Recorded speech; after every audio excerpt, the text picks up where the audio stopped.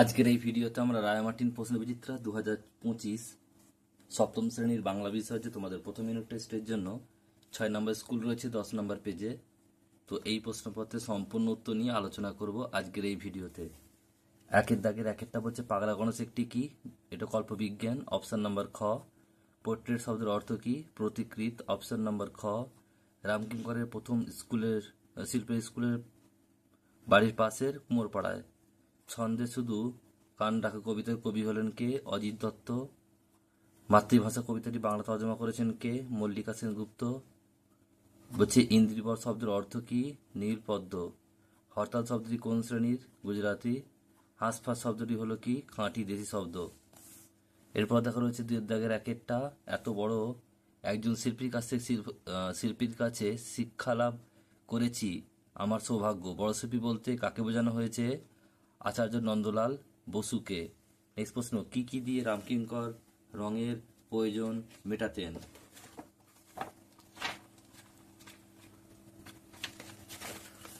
উত্তরটা এখান থেকে লিখে দেখে নাও।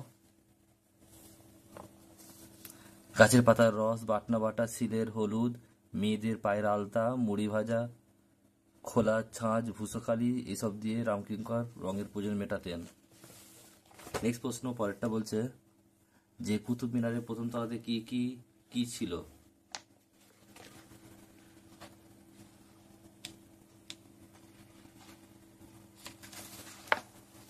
এটা লিখবে, কুতুবের প্রথম তলায় বাঁশি ও কোণের পর কোণ সাজানো নকশা দিয়ে তৈরি।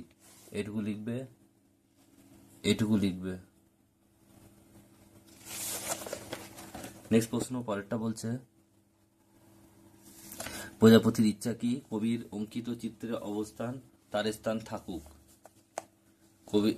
কবির অঙ্কিত চিত্রে তার স্থান থাকুক। নেক্সট প্রশ্ন বলছে দ্বন্দ্ব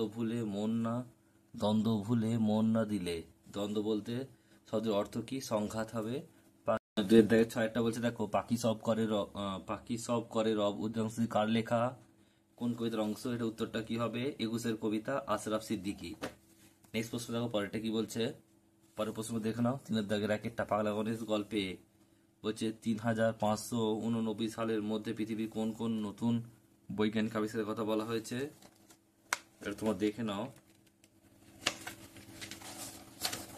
এই প্রশ্নটার উত্তরটা তোমরা এখান থেকে লিখবে এতটা,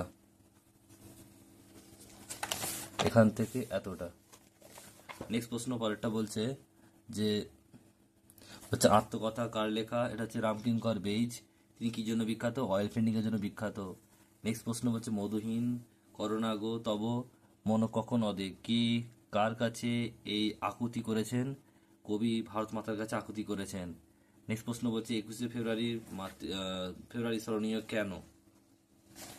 এটা লিখবে তোমরা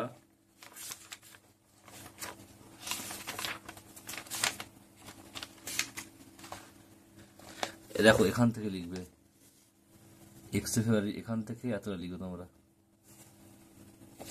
নেক্সট প্রশ্ন পরেরটা বলছে দেখো, এটা চারেরটা হলো।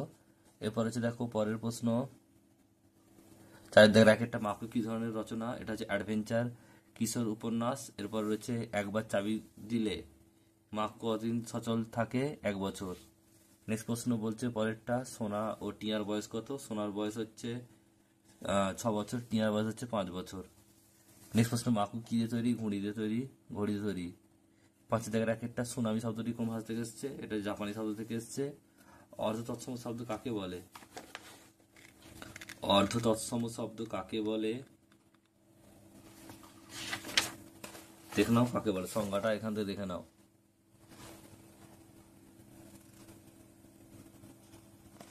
এখান থেকে লিখবে, উদাহরণ দেওয়া রয়েছে।